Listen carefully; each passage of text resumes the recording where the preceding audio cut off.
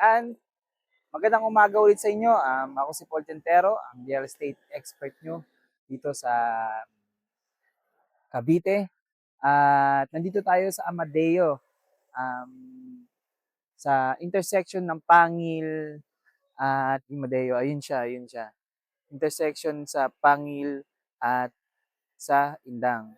At East West Road to. Makikita nyo yung haba nito, East West Road dyan. Tatagos yan ng Batangas. Yan, meron tayo kasing titingnan dito na property, 1 hectares.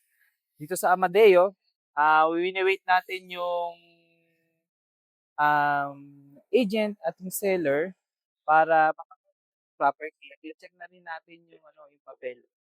At syempre, kung gusto niyo property dito sa Cavite, sa Tagaytay, sa Alfonso, Amadeo, sa Silang, meron tayong mga 1 hectares. Yan sa mga Maragondon, meron din tayong 1 hectares. Kung gusto niyo pong um, mag-message lang kayo kung gusto nyong i-visit at meron tayong title and tax deck. Ang title natin masyadong off na siya, pero ang tax deck natin mas mura siya. Meron tayong 1,000 square meter per square meter to 1,500 per square meter kapag tax deck.